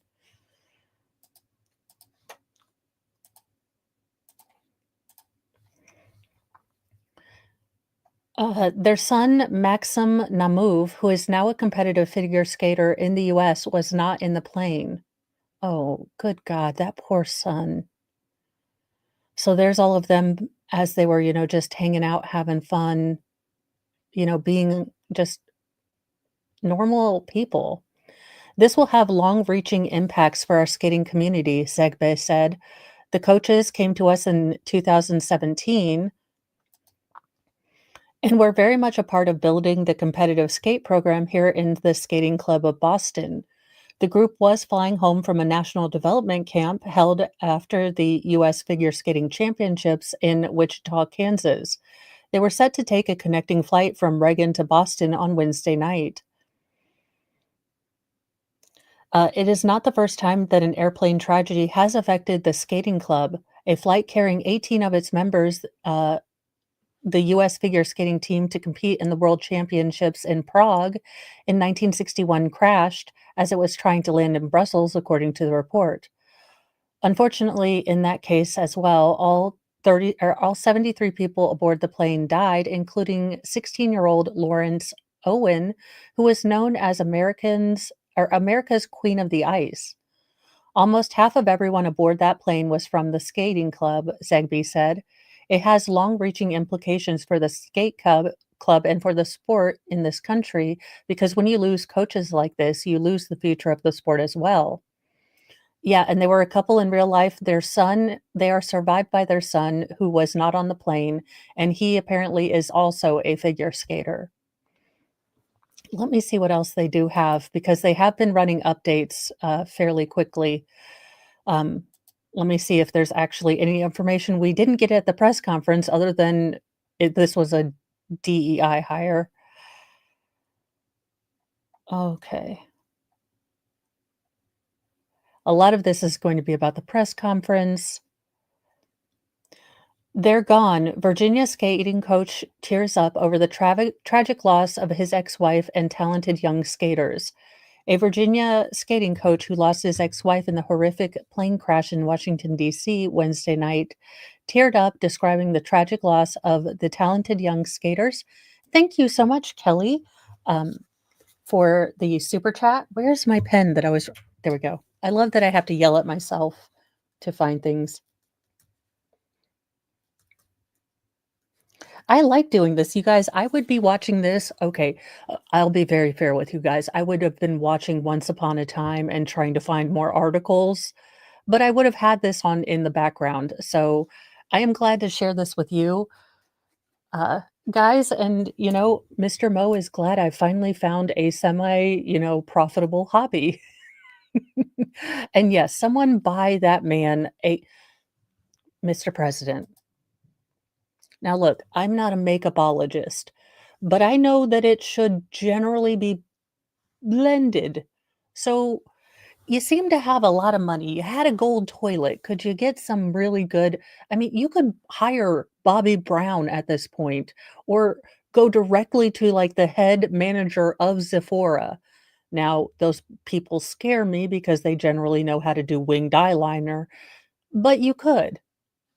You could. Mo, I can just picture you being at the skating rink at 4 in the morning, patch skating before school. But that was my life for 6 years. Yeah, I kind of saw ice skating as more of I get sequency outfits. I think when I learned that, there would be a lot of practice and falling involved, it was less of a career choice for me. I went back to wanting to be a mermaid. I decided that ice castles was only good for Robbie Benson. Although still, I don't know about a lot of you ladies, but I will put on a tutu if Robbie Benson and his voice come out and tell me to do something.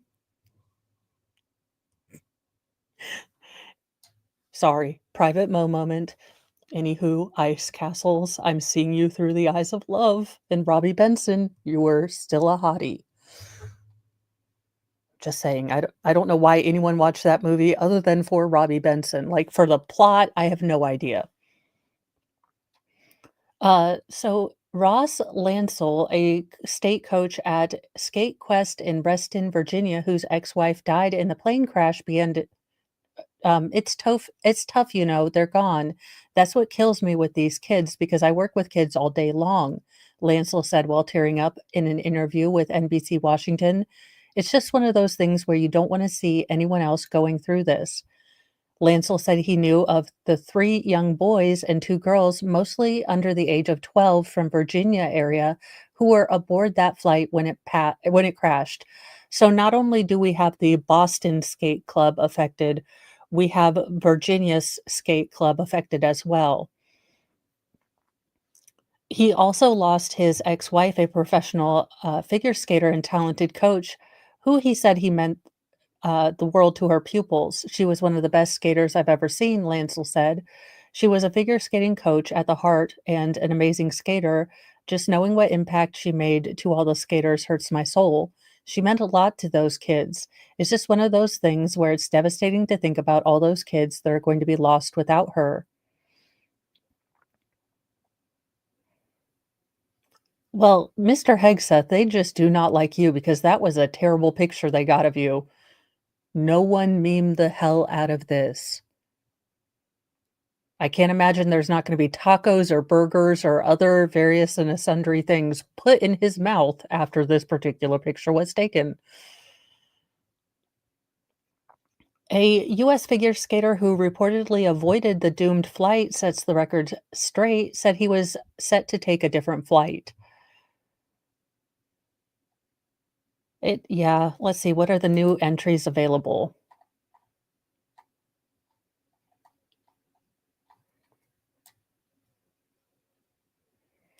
Yeah, so it looks like an ice-breaking fireboat has, or you'll see a DC Fire and EMS fireboat capable of breaking up ice was out of service when American Airlines plane collapsed or collided with the Army helicopter and plunged into the Potomac River. Now, rescue crews searching for the freezing river for the victims of the horrific crash. The John Glenn fireboat was out of commission for repairs at Baltimore Maintenance Yard, NBC Washington reports. The fireboat would have been able to break up the ice and serve as a platform for divers plunging into the river. Do they only have one of them? I mean, it's the Potomac. It's a big river. It's a very populated place. You only have one ice-breaking boat? It's in Washington, D.C. It's not like it's in the tropics. I would think you would have, well, more than one ice boat.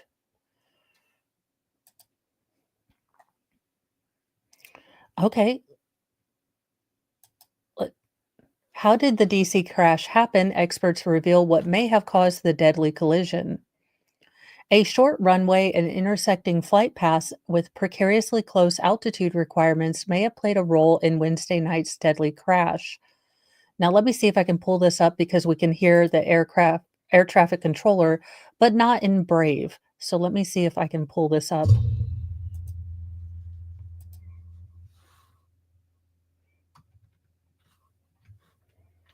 I use Brave for the news articles because you don't get the ads, but then since I don't have it as my regular browser, it won't play the sounds. But here we have it here because I am finally becoming semi-functional in my own terms. All right, let's see if we can hear the air traffic controlling. No, I don't want an ad. See, this is why I don't use anything but Brave. Could we hurry up? I don't want Nature's Way. I live on caffeine and nicotine. That's Wilson Bridge. Thanks for runway 33, runway 33, clear to land. Did you see that? 472. American 3130, go around, turn left in 250, climb maintain 3000. Black check 3, can you return to base? What? Black check 3, proceed directly to Glebe. I need you to land. I need you to land immediately. Can you go to Dulles for a few minutes? Okay, Mus 13. I need to have you exit the airspace. Can you go to Andrews? Black check 3. Do you have any kind of like searchlight or maybe anything on board that would help shed some light at the east end of the field? Yeah, when you get to South Cab, you're going to see a lot of trucks on the east end of the field. You'll be met with Black Death 1. If there's any way you can assist, let me know. If you're unable to do the fuel or any kind of equipment limitations, let me know. But if you any way you can assist, let us know. All right. LA 32, if you want to shut them down or if you want to go back to gate, let me know. I don't know if we're going to resume operations in the near future. It might be about 30 or 40 minutes. LA 32, sorry. I don't know if you caught earlier what happened, but there was a collision on the... Okay, so that's not the air traffic. That must have been, well, it might have been other air traffic reporting in that they had seen the crash. And yes, I was looking at all the vintage clothes yesterday, but I realized that my phone is very close to needing taps played for it. So I have to look at buying a new phone. Dang, being a responsible adult when all I wanted was to buy freaking, play clothes. The emergency channel? Okay. Oh yeah, that was probably the emergency channel. It looks like, so Yeah, it does. Let's see here. Officials have not provided any casual information behind the crash, the deadliest aviation disaster in the U.S. in more than 2 decades. However, Transportation Secretary Sean Duffy said Thursday that the tragedy was absolutely preventable. Now, the Post spoke to several aviation experts about the number of factors that would have contributed to the fatal collision. Originally built to shuffle VIPs to the nation's capital on its private or government jets, Reagan is a smaller airport and the only one physically in the district.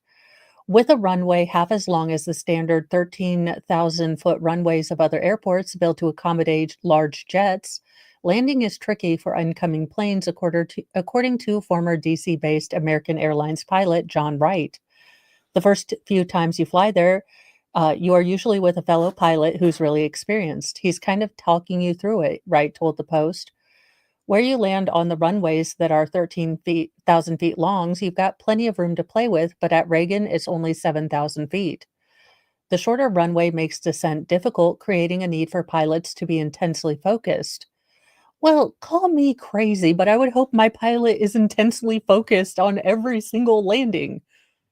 Also, why not lengthen the runway? If we know that it's an issue, if we know that, these are not safe, I mean, unless there is a land restriction, then I don't understand why we don't just lengthen the runway. Now, you are going to run, and this is a problem that you UKers are going to run into, particularly you guys in London, because your economic secretary or chief, look, whatever you call her, she wants to put a third terminal in at Heathrow. And you are incredibly, congested, and there is no way to put another terminal in. But these are plans that people have. No, I want all the vintage clothes. Stop tempting me, you evil, evil Chrome. Now, air traffic controller audio captured operators warning the military helicopter that it was getting close to American's Flight 5342 and directing it to pass behind the passenger plane, which would have been the right way for the trickier landing. It's such a challenging airport to land a jet airplane in. Your focus is really on your airspeed, your altitude, and your rate of descent, he said, adding that the last thing you're looking for is to see anybody crossing your path. Still, he insisted that it's totally possible to operate safely at Reagan International. I did it for 50 years, of course. Now, in addition to the shorter runway, intersecting flight paths with close altitude requirements could have also played a role in the tragedy. There are 2 flight paths, one for helicopters and another for airplanes, that converge near Reagan Airport, according to the official flight map. Helicopters are directed to fly no higher than 200 feet in their path, while airplanes should be roughly at 500 feet. Aircraft aviation attorney and former pilot Jim Brockle told the Post. That approach to that runway, the commercial aircraft publish approach, is basically to fly down the east side of the Potomac River, and then about a mile and a half from touchdown, the aircraft would make a 50-degree turn to go to land. And when it makes that turn, it's just under 500 feet, then obviously it's going to descend, he explained. So there's also a helicopter route that goes right down there by the river that's at or below 200 feet. So you've got intersecting routes that are apparently deconflicted by, several hundred feet, which is not a lot of room for a margin of error. What's more, Federal Aviation Administration rules allow pilots a standard 75-foot deviation from prescribed altitudes, which could potentially drop that margin even lower. Hypothetically, that's a 150-foot difference, he said. If there's only initially going to be a 200-foot separation that gets the plane and helicopter within 50 feet of each other.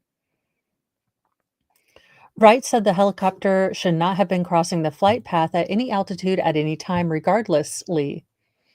Something somehow broke down between the helicopter's clearance to be there and the air traffic controller's tower, the former pilot surmised.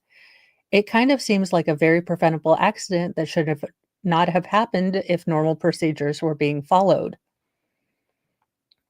So there you have it. That's as much as we know so far. and my sadness. Like, I did not buy a damn thing on this. I did not buy one damn thing on Vintage, and I think I should be, commended, because I swear to goodness, this close. Let's see if I can go back and if they've got anything else on any other news outlets while I'm looking, just for you guys.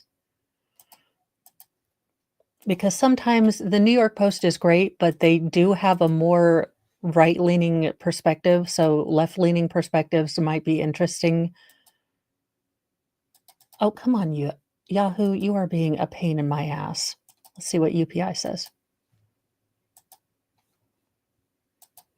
Okay, I'm getting very irritated and annoyed with you, Brave. Okay. No survivors expected in Potomac air crash. 28 bodies have been recovered as of reporting. DC Fire and EMS Chief John Donnelly said during a press conference Thursday morning that there were no survivors in the crash between American Airlines jet and a military helicopter. We don't believe there are any survivors from this accident. We have recovered 27 people from the plane and 1 from the helicopter. About 300 first responders worked the crash in harsh conditions, heavy wind, ice on the water, and they operated all night through these conditions, Donnelly said, citing several local and state agencies that responded in addition to Washington first responders and the Department of Defense. Donnelly said the responders will continue to work to find all the bodies from the crash. He said that the Virginia and Army medical examiners are involved in an effort to retrieve and identify bodies of the victims. We have located the 2 aircrafts. The fuselage of American Airlines was inverted. It's been located in 3 different sections. It's in about waist-deep water, Transportation Secretary Sean Duffy said. He said that the government will not rest until it gets answers for the families and for the flying public about what caused the airliner to collide with a military helicopter. Now, Defense Secretary Pete Hegseth said in a video statement Thursday that the military helicopter was on an annual proficiency training flight. Sorry. You know when your brain is moving faster and you're reading faster and your mouth is like, I have given up the will to live. Maybe you don't have those times, but I do. Pete Hegseth is quoted as, it was a fairly experienced crew that was going to be doing a required annual night evaluation. They did have night vision goggles, Hegseth said. We anticipate the investigation will quickly be able to determine whether the aircraft was in the corridor at the right altitude at the time of the incident. Yeah. It does seem like they failed it. Hegseth said that next of kin notifications are going out for the 3 soldiers lost in the helicopter. And right now, I want to take a moment to thank the first responders who are waiting in that ice cold water, everyone that responded to get these families their loved ones back. I can't imagine working in the harshness. I'm sure it is just a terrible scene. And they are in there and they are getting these people back home. Also, and I know this is a fairly niche thing, but pray for the officers that have to go tell families. Mr. Moe had to do it when he was full-time National Guard for one of the soldiers that lost his life in a training accident. And it is an incredibly big burden, not as big as losing your family member, obviously, but it tore Mr. Moe up to have to be one of the people that accompanied the chaplain to go give that news.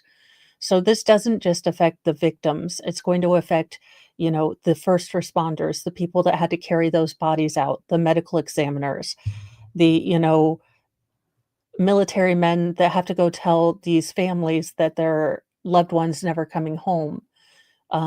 There are so many people that have to deal with so much because of this. It's a tragedy and a horrible loss of life for those 64 souls on that civilian airliner and, of course, the 3 soldiers in the Black Hawk. Hegseth said. They are in our prayers. We are actively investigating to find out what happened and why. Now, despite this deadly crash, Americans have had the safest airports in the world. I can tell you with complete confidence that we have the safest airspace in the world. Washington Mayor Muriel Bowser said first responders worked throughout the night in very tough and heartbreaking conditions. She expressed sorrow for the families that had lost loved ones. American Eagle Flight 5342, operated by PSA Airlines, collided with a military Black Hawk helicopter when the chopper entered the airline's landing path and as it approached Reagan National Airport about 9 p.m. local time Wednesday. Now, Duffy said prior to the collision that the flight paths of the two aircraft were not unusual for what happens in Washington airspace. He said that everything was standard in the lead up to the crash. He said that with investigation authorities and the public will learn what happened. Something went wrong here, Duffy said. I look forward to a time when we can give you the information. So hopefully we will be getting some information fairly soon.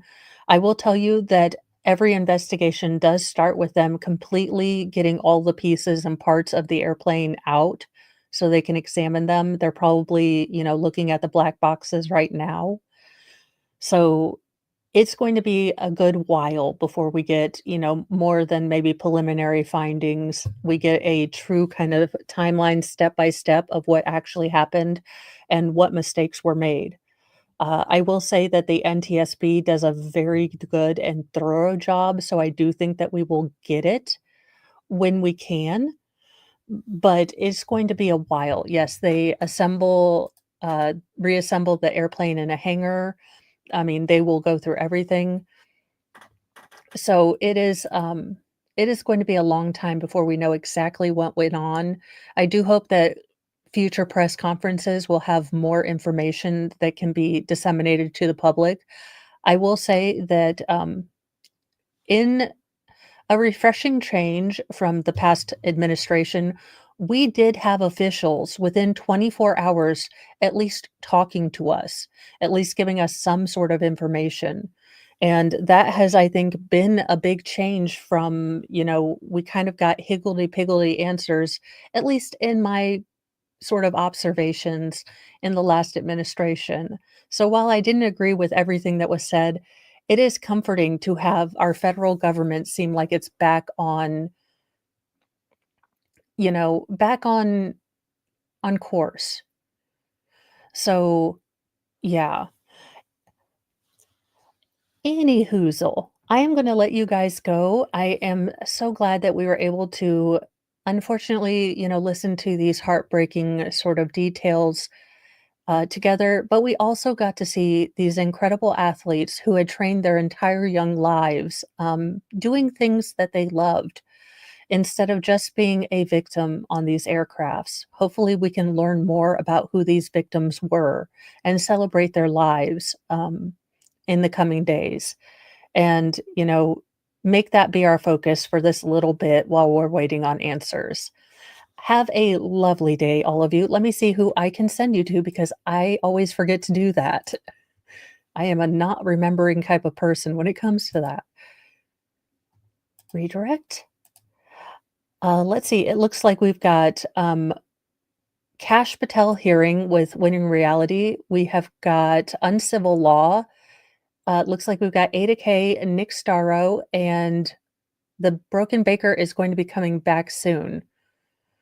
I think I'll send you guys to Winning Reality since it looks like, oh, that's tomorrow. No, that's today, but is it live? It's live. Okay. So it looks like I'm going to be sending you to the Kash Patel hearing if you want to listen to that. If not, then Uncivil Law is streaming right now, and so is Ada K, and Baker should be back in just a little bit to start the afternoon. Bye, you guys. Oh, Megan is streaming at 1. How did I not see that? Well, because my brain... Oh, there you go. Actually, I will be sending you, in fact, to Megan with the best hair ever.